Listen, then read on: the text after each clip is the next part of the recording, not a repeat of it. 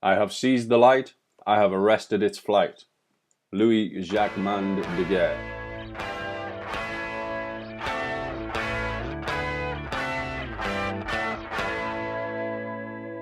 Welcome to the Outerfocus podcast.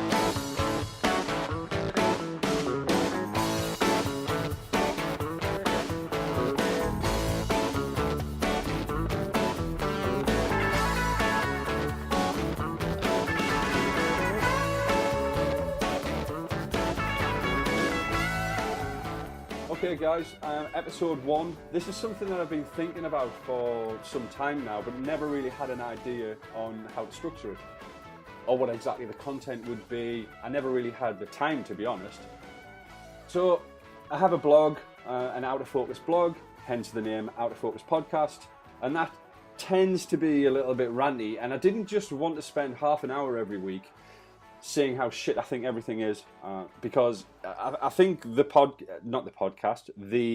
blog can come across a little bit like that. And I thought it would be nice to put something together where I could talk about ideas and talk about photography. And I don't really listen to any photography podcasts these days. I find them a little too formulaic and repetitive, and a lot of them tend to be about gear and new workshops, and tend to be all about selling your stuff. I'm not saying that we won't have sponsors eventually. This podcast will need some sort of income when we expand, but hopefully we won't turn into industry whores until, of course, Nikon come knocking on the door, wanting to give us lots of money to promote their cameras. But no, we would like to align with people who share the same philosophies as us. Hopefully we can stick to that as we grow. So I don't think that anybody's really discussing photography and art and ideas, and everyone's like so serious all the time. Nobody's prepared to call bullshit on the industry or the ridiculousness of the industry, or take the piss out of things in general. And I don't feel that people are really being honest about how they feel about what's going on in the photography industry. Or maybe they just don't care, who knows, maybe I've got it completely wrong. So in an era where I feel the aesthetic is preceding the art, what we hope to do is cut through that and remind you and ourselves that photography is far deeper than the visual, and that the idea is far more important than the aesthetic. So here we are at episode 1. I guess this is just an introduction really to let you know what we have planned and how we're going to do it. I think that as a structure, each week we'll take a look at a photographer or photographers from the history of photography, give you some facts about them, maybe bust some myths, and build an understanding of what photography is to better understand ourselves and to make better and more honest photographs. I don't want this to be each week an in-depth view of a photographer. I would just like to kind of touch on some ideas and concepts to hopefully pique your interest, for you to go and do your own learning and do your own discovering and add your findings to our Facebook page and keep in contact, and we can grow as a community who want to understand more, who want to learn more, who want to know more about this craft. We'll be interviewing some guests if anybody dare come on, find out what they're up to. You can find out a bit about their work as well, and we can have a short conversation with them about them, whatever they're up to. And again, we don't just want anybody to come on. We want people who are, I suppose, for want of a better phrase, movers and shakers within the industry. We can talk about photography history, we can talk about photography now, and then we can move on to anything that we found, anything that's come up from the industry that we either find really cool and worthwhile, or we just found absolutely ridiculous. Mostly, I think it's going to be ridiculous. So that's about it. It's going to be about half an hour of just dicking around, really. And I will have a co-host. My co-host, who has been sitting very quietly, Bradley Hanson. Hello, Bradley. Hello. How's it going, man? Great. Happy to be here. Yeah, happy to be here. I've internet known you really for I don't know, a long time. I don't even know how long that be, years.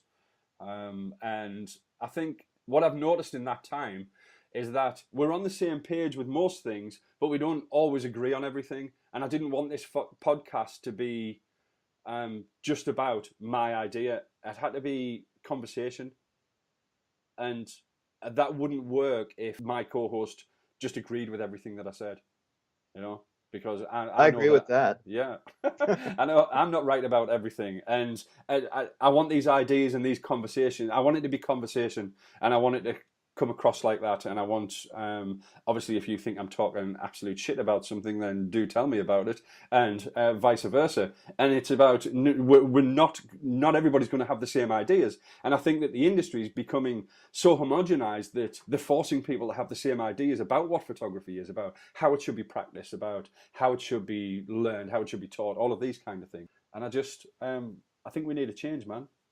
So since we haven't got a guest this week, I'm going to interview you, and then you can interview me, and everybody can get to know everybody. That sounds great. That sounds good. So, who is Bradley Hanson, and where is Bradley Hanson from? I currently live in Minneapolis, Minnesota, and near the Great Lakes. I got my start in photography at a relatively early age. I got a camera as a gift when I was 10, when my parents were in Germany, and that was the original Voigtlander. Fell in love with the process, and I got hooked on the darkroom. Ended up, being my shooting photography for my high school yearbook, high school newspaper, and You just kind of grew from there. Yeah, started doing portraits, and then it evolved into weddings. And why weddings? Well, that was kind of an accident, because I remember as a kid I thought wedding photography was never on my radar. I'd done some landscape work and some portraits, and then I had a portrait client ask me if I would photograph their wedding, and that's how I did my first wedding. I didn't know what I was doing. From day one, you were hooked, kind of thing. Yeah, we'll say that. Is that how it worked? I think that was actually pretty accurate. Yeah.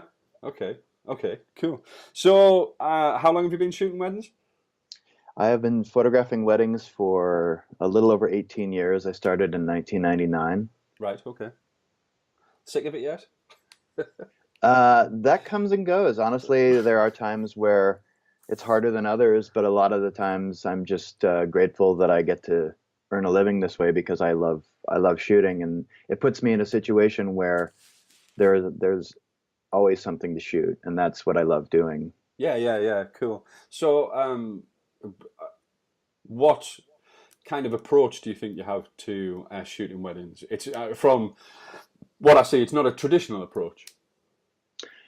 Well, I think that's accurate. I think the way I started was because I had no experience with weddings. I'd only been to one or two weddings, was completely ignorant about the process, about the customs, and so I went at it from a photojournalist perspective, because I had been shooting for the two Seattle weekly papers. My approach was just to be as invisible as possible. Yeah. And I didn't know what I was doing, so I didn't know, a lot of the traditions and the posing stuff that some people expected. So my approach has been to just shoot them as they're unfolding, and then I intervene about a total of 10 to 15 minutes per wedding. Yeah. Other than that, I just let it unfold. Yeah, cool, man. Cool. Very much kind of like how I shoot as well. I just don't want to be involved. I don't want to force the point. I don't want to make a wedding about the photography. The wedding should be about the wedding, I think. Yeah, and I think what's probably worked well for both of us is when you show that kind of work, you attract the kind of client you want. So you say, I think that the overlap with our styles also shows up in the work, and that your approach is a little more about the humor. Mm-hmm. And I think I look for a little more of the, I don't know, maybe solitude or emotion, love. Yeah, like quiet. I like clean composition, so even with wide angle, that's a little trickier. But I like to keep things clean and graphic, but I want to focus on the emotional connection, and I think that's what you do too, just in a different way. Yeah, absolutely. There are more than one way to swing a cat, I think the phrase goes. Are you shooting anything else? Well, I do some family portraiture, but I do that in the same way where I go to we have a conversation beforehand, so the expectations are set. I hang out with them, I just let them hang out, and it feels awkward to a lot of couples, but once they get in that groove, in their mind, they're thinking, I don't know what he's getting, I don't know how this is worth my time, and I think once they see the results, they realize that that's the best way to approach Yeah, photography yeah, yeah, if you want to absolutely. get genuine moments with it, which I think are more valuable than created ones. Yeah, absolutely. I was just talking to a couple yesterday, and they were saying that what they liked about the approach, or what they saw in my work, was the fact that when they get their wedding photographs from me, they don't know what it's going to look. They don't know what it's going to be before they get it, and that's an exciting thing. With, Yeah, they say with other people, you kind of get that shot and that shot and that shot and that shot. You know what it's going to be. You know, and they know they're excited about the fact that they're not going to know what it's going to look like until after the wedding day, which I suppose is a yeah. really cool thing. Well, I think that makes it more exciting for us, and it makes it more exciting for the client because Yeah, you're not going in there with a template and banging things off a list. You're waiting for real things to happen and showing them your perspective on the wedding, which is that's what every photographer brings to the table yeah, is their from own a perspective. photography standpoint and not a wedding standpoint. Yes, I think Yeah, that we definitely agree on that. yeah, cool. All right then. Do you have any questions for me? I do. Oh, hang on, Uh, wait there, wait before we go any further. The Minneapolis, yeah, yes, spam factory. yes, That's what I know about Minneapolis or Minnesota. Is it Minnesota or yes. Minneapolis? Well, yeah, the Hormel company makes spam, and Nice. you may be surprised that I've never actually had it, but I've seen some pretty grotesque things carved out of it. Um, and it's a disturbing color and texture. It is a disturbing colour and texture. I hear the smell around the factory is disturbing too at slaughtering time, I which would is imagine. just I the think I've most driven awful by it, thing and I I could think we of. everyone in the car is looking at each other. Was that you? Yeah, all right, cool. That's nice. Okay, spam factory. Right, So okay, go yeah, back to what we were saying. Yeah. okay, yeah, but a lot of people know Minneapolis for Prince, and Yes. Bob Dylan is from Minnesota. Right, okay. Um, Yeah. yada yada yada. But so one of the ways that we came in contact, through the internet, probably 8 or 9 years ago, I don't remember exactly when, was that I had read something you had written about your, I don't know, if disdain is too harsh, but your feelings about the wedding industrial complex, Indeed. and I think Disdain is a pretty good word. yeah. Um, what so since you've documented that so well, what are some of the things that you appreciate about photographing at weddings? I suppose I really enjoy photographing people and interactions and emotions and gestures, and I'm big on street photography. And I think that it's just a great place to do it, man. And I think that it's been nice to offer a genuine alternative to what wedding photography is perceived to be. And that's, I mean, when I say I'm not a wedding photographer, it's the fact that I don't see myself as what people see a wedding photographer. I see myself as a photographer that photographs weddings. And what has been, I suppose, do you know the reactions that I get from the clients, man? And the way that my ideal clients are very few and far between. But when those guys come along and the appreciation that they have for what I'm trying to do and the idea that I have and the philosophy I have towards not just wedding photography, but photography itself, and to photograph for people who appreciate that rather than just being a hired hand. A guy, we need a photographer, that guy's in our price range, and we can't be bothered to look at anymore, so he'll do. You know, Yeah, I never ever wanted it to be like that, man. And it's the road less travelled. You know, I've had to beat down my own path somewhat, and not everybody is, I suppose, brave enough to say, right, come along on the most important day of my life and just do your thing, man. Well, but for people to do that, that's a good thing. And there are people out there. There are people that don't want wedding photography. You know, they want something more. I find that, I mean, I photograph weddings from backyards in my hometown to mansions in the Hollywood Hills. And all of those clients have one thing in common, and that's their love of art and photography and You know, they don't want somebody to order them around all day on their wedding day. You know, so that's been good. Yeah. Well, yeah. So I was thinking about, as I'm familiar with your work, how did you get started in photography, and how did that segue into weddings? Phew, man. Because I think we both had that same feeling, like when you say wedding photographer, I know what you're picturing in your head, and I cringe too. Yeah, And yeah, I yeah. think we're trying to take that, make that mean something else. So Yeah, absolutely. Or kind of show that there is a genuine alternative, I think. So, man, I joined the army when I left school. I was in the army for 4 years, 5 years. I was a salesman, car salesman, block paving salesman, milkman, window cleaner, wagon driver, and a myriad of jobs that I did basically just to. It was for no other reason that I could make money, so I could go and raving on a weekend.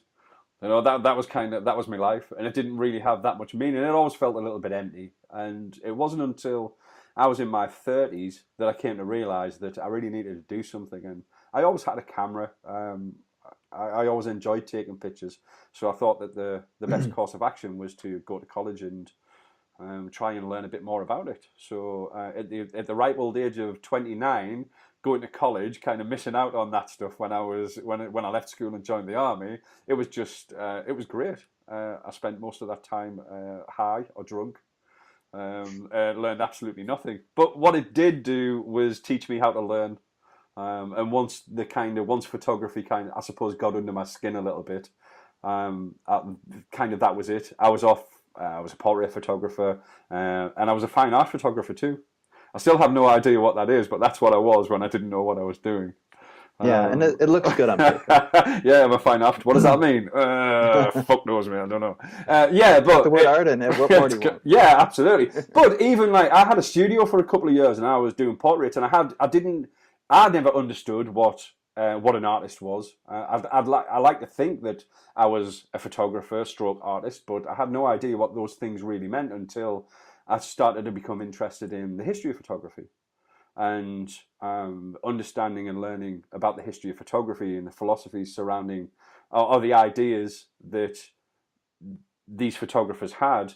Really trying to figure that stuff out. I learned a lot about myself in that process, and that kind of fundamentally changed me as a human being. So, kind of photography was a bit of a savior for me, and it was it was like, man, I know something about something. Fuck's sake, check me Yeah, out. it's a good feeling. It is a good feeling. But these ideas and concepts that were just completely alien to me, and it was figuring those things out that really brought about a change in me and an understanding of who I was.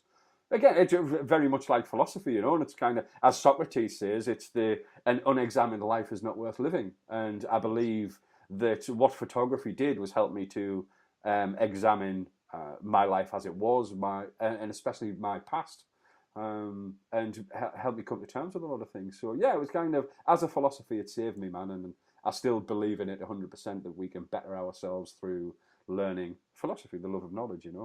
And so weddings, man, I started shooting weddings to make money to do my own projects, to work on my own projects. It turns out And that weddings became my project. yeah, You know, and you found a level with which to enjoy them. yeah. I mean, I maybe shot a handful of weddings in a way that I thought it had to be done, and thought, yeah, man, I can't do this. This is fucking terrible. But through my kind of love of kind of street photography and especially like photographers like Martin Parr and the humor and comedy, and coming to realize that those photographs are literally just an extension of him. I know, it's kind of like, well, why can't I just photograph how I want and make photographs that I'd like to look at and apply that to weddings? And everybody's like, no, you have to get this shot, you have to get that shot, and you have to do this. And it's like, well, fuck off, man. Well, at the time, it was like 2010, It's like, we can do what we want. There are no rules. It's not like the 1800s anymore. So I just applied kind of my idea and ideology of what I thought of photography to weddings, because I thought, well, surely if I think like that, then other people must think like that, and other people may want this kind of thing. Yeah. And it was just born from there, really, and it has become a bit of a monster, and it has been as hilarious as it is much hilarity as there has been anxiety in running your own business, and kind of, I don't know, in an industry that's telling you that this is how it has to be done, to completely go against that and to be iconoclastic somewhat. It's difficult, and to power through that, again, more learning experience and more character building.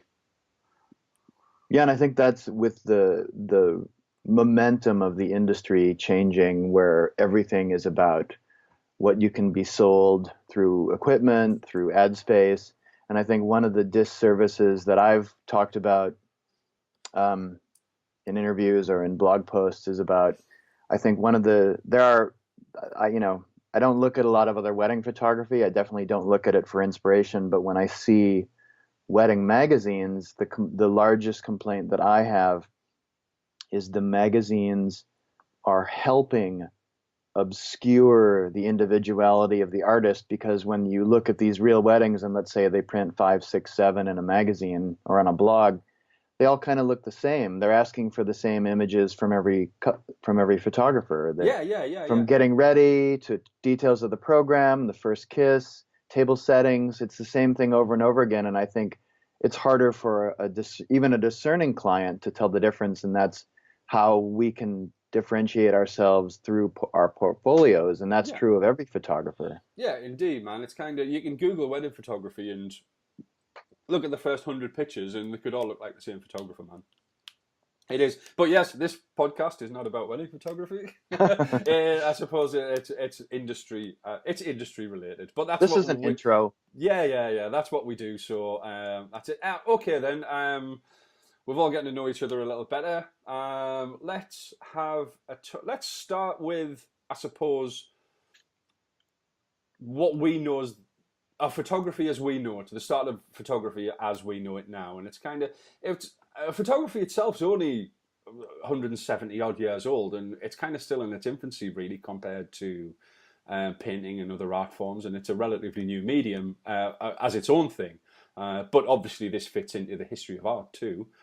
We can go on about that, and I'm sure we'll touch on other artists and things like that. But we can trace optical principles back a couple of thousand years, but it wasn't until later in the 19th century that methods became available to create, I suppose with relative ease, a fixed image using sensitized materials and focusing light.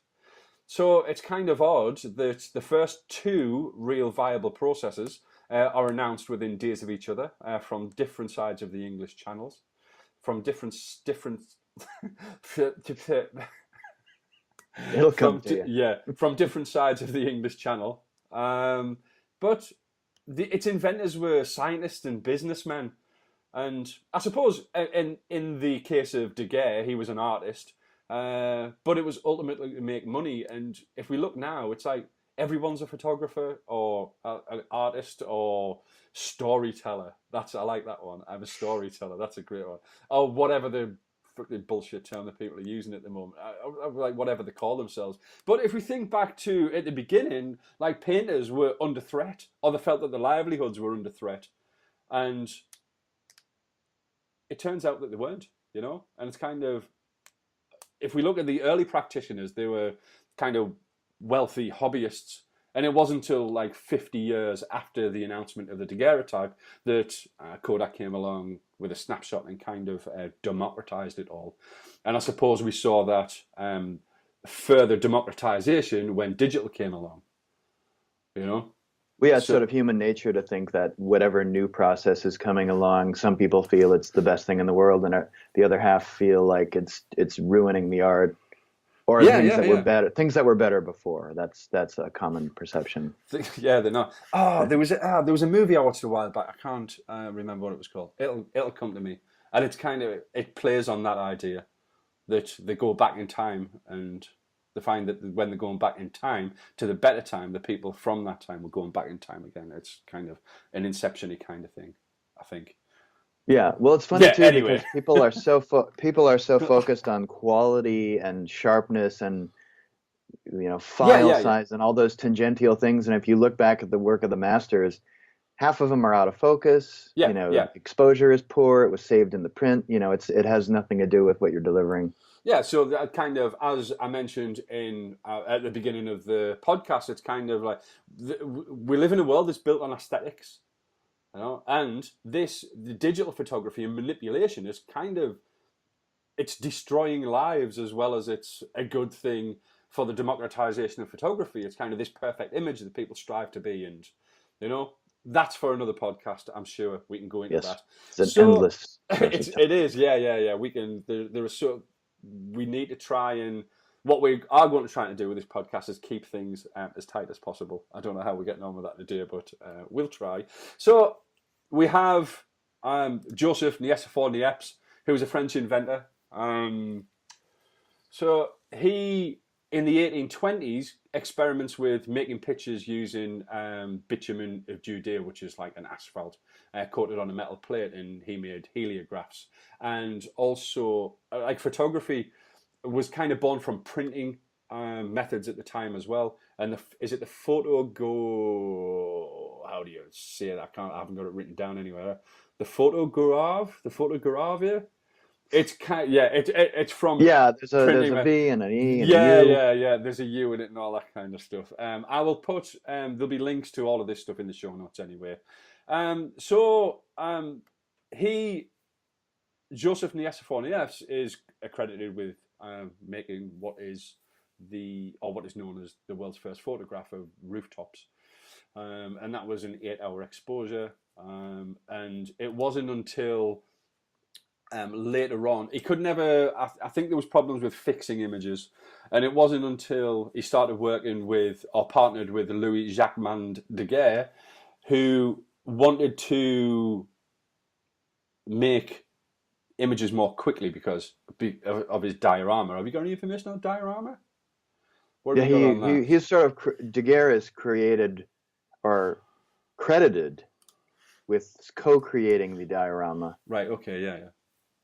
So his interest was from a business standpoint and efficiency, making a bunch of images that could be used in these processes. So he was kind of working not simultaneously, but sort of overlapping. Yeah. So a partnership in about I think it was 1829 that kind of refined the process and kind of developed what is now known as daguerreotype, copper sheet plated with silver, and it was fumed over iodine and exposed in the camera, and then it was fumed over mercury vapors to make the image visible, and obviously mercury and all those nasty chemicals. I was going to say, I hope that was well done. Yeah. It was, but the thing is, they had once it was the 7th of January 1839, Daugerre announces to the French Academy of Science that experiments with light-sensitive compounds had led to the invention of the first photographic process, and he called it the daguerreotype. Although that poor Joseph Niepce had worked with him on this, he died. Daugerre refined the process and finished everything up, so to speak, and announces it as the daguerreotype. And which he patented in 1839. Right, in which he patented in 1839. Now, I'm sure I heard somewhere that he couldn't sell it to the French. So did he give it to the French Academy of Arts, and they basically paid him, or was there something around that he said you can have this invention, but everybody has to buy all the gear from me? I think the latter. Right, yeah. I know that I know he had a lot of money trouble, and I think that motivated some of his business dealings. Right, yeah. And then he got money from the French government for publicly releasing. All right, okay, the process. But he lived off that until a fire destroyed his theater and dioramas. So. Yeah.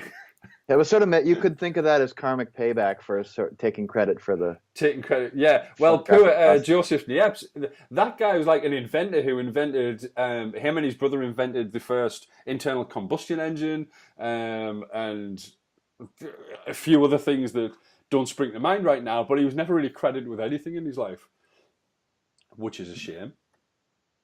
Yeah, maybe he beat Tesla to. Yeah. Absolutely, man. So we have so this is the first kind of photographic process, and everything went like fucking gangbusters. Everybody wanted a picture. Everybody wanted a likeness of themselves, and daguerreotype studios were just like factories that had people polishing plates. There's a spot to stand on there, make the exposure, move on, next one. The plates were coming out, they were being like polished, exposed, and then they were being fumed, and like they were making hundreds and hundreds of these things a day. And there were queues of people around the street waiting to have their picture taken. The first viable photographic process. It's odd to think of a time that there wasn't any photographs of anything. Yeah. There were only paintings, pictures, graphics, and for this to come along, it was document of proof, so to speak. And I don't want to jump too far ahead, but once we get on to Fox Talbot, who is the other guy around about this time, then we can make multiple copies of things. Oh, you make multiple prints from the same negative, and this is going on as the world is getting smaller. It's the Industrial Revolution. Kind of railroads are being built across America. The kind of Erie Canal opens, and there's trade, and people are, it's kind of people are, I don't know, a need, I suppose, for photography. That's how it arose. Well, and it's also in the process that's still continuing to this day of people wanting things more quickly. So you think about, there's certainly more to painting than portraiture, but you had to sit, if you had to pose for a painting, you're talking about hours or days or weeks. With the early photographs, you had, because of the speed of the emulsions and everything, you'd have to sit there for 10 minutes. And that's why when people look back at old photographs, I've heard people say, well, everyone was so serious.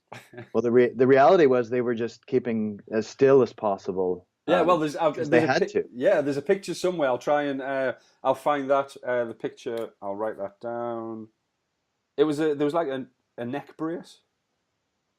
The photographic. Yeah. So you had to sit back and like put your neck in a brace, and like no, yeah. So you've got like 10-minute exposures. But that's once we start. I think we're going to share these on the Facebook page, right? Yeah. We'll put them in. I'll get a little bit of a shout out to Louise Martin as well, who will be putting all the show notes together and things like that.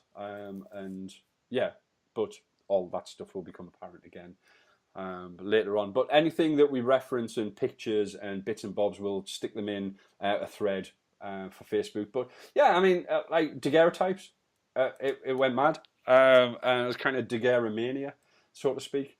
They were quite high priced, but people didn't care. And we'll talk about how prices came down and which artists kind of kept the prices high and why they did that and who the practitioners of daguerreotypes were as we go along. And this as a base, we will come back past this a few times and we'll reference this again, the daguerreotype and Niepce and how it was all brought about, because this point here, there's so much before this that we can discuss too, as well as all of the stuff that comes after. So I would think that today we are concerned with Louis Daugerre and Joseph Niepce, Niepce, because you got it. This is I got it, man. So, and this is what we now know as the first photographic process. And we had William Henry Fox Talbot, the guy in the UK, who I suppose if you look at a daguerreotype, it's somewhat of a Polaroid. It's one of a kind. Yes, and that it's funny that I see there's sort of a everything old is new again, but I see a return to. I've seen people that are making portraits with basically a tintype because of that unique process. I think in the digital era where there's less and less tangible things to hold on to, I think there might be not only a specific aesthetic that people want, but also the feeling of wanting something tangible to hold. Yeah, absolutely. That's unique. Yeah, it is. And is it Chuck Close, who photographed Brad Pitt and a couple of other people for Vogue? I mean, maybe 10 years ago now, but he used the daguerreotype process because he believed that since the invention of the daguerreotype, it hasn't got any better. There's never been a better process. There is a Um, latitude of opinions yeah, on subject. yeah, absolutely. We can discuss all that. But I Well, mean, we've got just one more closer okay, okay, as a bit of photography trivia. Daugerre ended up he had something in common with someone we'll deal with much later, Henri Cartier-Bresson. They both left photography. Daugerre went back to painting dioramas, oddly enough, okay. and Cartier-Bresson went back to drawing, and I think he dabbled in painting. And Yeah, line drawing. You did like pencil line drawings. yeah, Really kind of yeah. And once we get up to that point, we can discuss why. Absolutely. Okay, yes, cool. Yeah. So we have Louis Daugerre and Joseph Niepce, and these guys, go and have a look at them, figure out what you can about them. Hopefully you'll uncover things that, well, you definitely will uncover things that we haven't talked about, because as I said, we're not going to dive right into it. We're just going to throw some kind of photographers' ideas out there, and we're going to build on this, and this is going to go both ways. From before, we can go all the way back to cave paintings, and it will be relevant. All the information, Facebook page, things like that. Anything you find, anything you uncover, stick some links in there. We can all learn together, and that's what it's all about. So what we're going to do is as a roundup, as a finish off of each podcast, is talk about something that something that's in photography used as part of the industry. And this week for me, it is something rather ridiculous, and it is the L16 camera, the light L16 camera, which is part spy gear. Did you know that? I did not know that. I think That's with the what it word says light, on it the sounds very website. positive. Yeah, that's what it says on the website, man. It's like it's something. To Oh help you right, spy on people? yeah. I don't know. It says part camera, part spy gear, and this little camera is the next big thing in photography. It's like, well, no, it's not. It's Well, it's been doomed out to for a failure. while too, and I don't know anyone with one. I tell you what, I haven't looked, but I bet there are groups on Facebook. I bet there's a user group on Facebook where they're arguing about how great it is, Yeah, I'm sure but it's not. that would be. Well, I've only seen a few things. I think it was, I don't know if it was PDN or one of those online magazines, but I saw examples where it looks like it stitches images from a mix of telephoto and wide angle lenses and everything in between. 16 of And them, 16 yeah, lenses. that's, Can we just get 15, that? yeah, 15 16 was nice. lenses. Um, and well, you'd think there'd be a terrible amount of noise too, because wouldn't that be a composite? So Yeah, you yeah, have, yeah, yeah, absolutely. and I also it looks like it stitches images together. So I think I saw some aliasing where if there's any sort of movement um, or wind or anything like that, or even differences between when you have a telephoto, you have light compression. When you have Yeah, yeah, yeah. I wonder how wide that. I angle, don't you know have how that works. expansion and you have perspective distortion. When it tries to merge those two things, it doesn't always go so well. So the thing is, what they're doing is they're making a small portable camera that makes images of 56 megapixels. I think so. It Right, looks like a fat iPad Mini. right. But like, who needs 56 million pixels? Who needs that? And surely anybody who needs that is going to Anyone who go and blogs buy. about Yeah, I got 56 million pixels. Yeah, but it's like, man, it seems to be, it's so at odds with itself. That camera's an oxymoron. That's what it is. it's a walking contradiction. It's a contradiction in a box. It is absolutely, and I don't really understand who they're trying to market to. Oh, well, I kind of understand the fact that it's kind of should tell people this camera has got 56 million pixels, and obviously it has more pixels. People are going to think it's great. I just feel like it's a huge waste of resources and time and money to get this thing to market when I can see, like, they should have just had me in the first meeting. And I was like, no, it's not going Yeah. to work. Why is this cool? Yeah, it's not going to work. And guys, go and have a look and read up about it. And it reminds me a little bit of the Kodak camera phone. Was it called the Ectra or something like that? the Kodak Ektra, and it was a camera phone. It's like, guys, there are plenty of people out there who have that shit covered, you know. And it was just as soon as I saw it, I went failure, and it's been a massive failure, you know. Yeah. I think I should be employed by big companies to green light or At least in a to do the round one of the demographic. yeah. Like Tom Hanks and Big. Why is this cool? Why is this fun? Yeah, but I mean, I don't think there's anything about that from me understanding what I understand about photography. There's nothing about it that's kind of appealing in any way.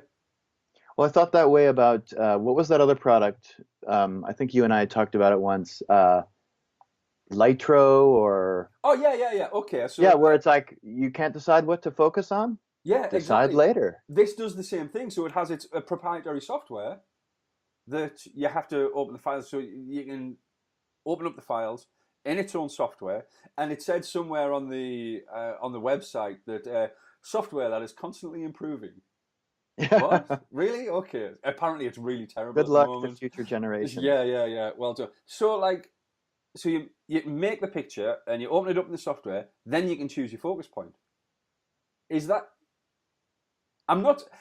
I'm all for It's the progress. answer to the question, how can I spend more time in front of my computer? Right? Yeah. Absolutely. I'm all for progress. I'm all for making things better.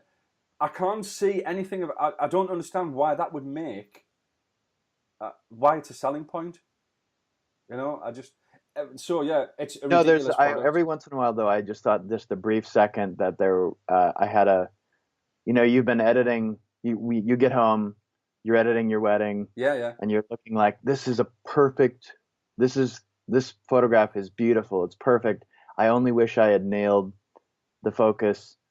I've actually discarded photographs because of that, but I think that it's so Does that rare. matter? The thing Yeah, is, though, that here's the thing: as far as photography is concerned, it's those mistakes that teach you how to be a better photographer. exactly. And nobody's actually being a photographer. We're all So they're just throwing out too many solutions, yeah. rather than having for people that don't, what presumably aren't as comfortable with fundamentals. Okay, so why on earth would you need 56 million pixels if you don't? I You know, think it's because that people look at those files of that size as cropping insurance, and again, that comes down to not knowing what you want to photograph. indeed. So yeah, that wraps Stand in a us up. room. I had a friend of mine who said, maybe in the future people will have cameras that will, with the focus and the focus options and the size, you could just stand in a room, spin around, make a video, and then decide what you want later. Okay, well that brings up a whole other subject as far as kind of how people shoot it. Well, from what I know at weddings, and I've heard talk of photographers shooting 20,000 images per wedding. That's mind-boggling. Yeah, what's all that about? You know, and again, to me, that's not photography. You know, we have to learn and understand our craft. We have to become competent in not just camera operation, but competent in its history also. And what that does, that gives us purpose behind every photograph that we make. And that's something that's so lacking in today's, not just society, but within the photography industry and people who are coming into photography and people who are being taught photography. Being they're not becoming competent in any way, in any aspect of photography. Or a lot of them aren't. Yeah, I Not think that's everybody. true. And I think one of the things that we probably have in common too is when you have a publicly posted website and if you've made a few blog posts, a lot of the messages that I get, I don't have a product that I'm as that is as weird as the Light L16, but I guess what I think is ridiculous, that's going on right now is I'd say 99% of the inquiries I get are about equipment, not about about photography or about emotional content or about Yeah. creating images that resonate with a viewer. It's all about what should I get? What's the best for this? And I feel like what I say to those inquiries as delicately as possible is, if your main concern is equipment, I don't think you're ready to be a photographer, because you can use anything, and I take the same pictures with my phone that I take with my Yeah. cameras. I just have a different, you just have different output. Yeah, absolutely, man. It's kind of, so to wrap this up, an email that I received a while ago was a guy who went, and it was just a, hi, I've bought this camera. I've got this lens, that lens, that one, that one, that one, that one, and that one. Do you think I should buy the 35mm 1.4? You just need one more. Like, fucking, I tell you what, dude, yeah, knock yourself out. Buy two of them. You know, it's like, fuck's sake, man. You just like buying gear. But yeah, again, there are a lot of people who don't understand the questions that they're asking, and that's what it comes down to. When you understand the question, the answers will become apparent. Well, that's the market for the light L16, is people with a disposable income and no knowledge of the subject. Yeah, absolutely, man. Absolutely. Right, okay then, until next time, I think we'll have a look at Fox Talbot, what he did and the differences between Daugerre's process and Fox Talbot's process, and how, I suppose, spawned what we now know as the photography process. So if people wanted to see more of your work, where would they go? If people wanted to see more of my work, they can go to ianweldon.com. You can find me on Instagram at Ian J. Weldon, and you can find me on Twitter, and that would just be Ian Weldon. Not that I use Twitter that much, but if people want to connect, they are the places that you can connect. And where would people find you, Bradley? My website is bradleyhanson.com, Hanson with an O.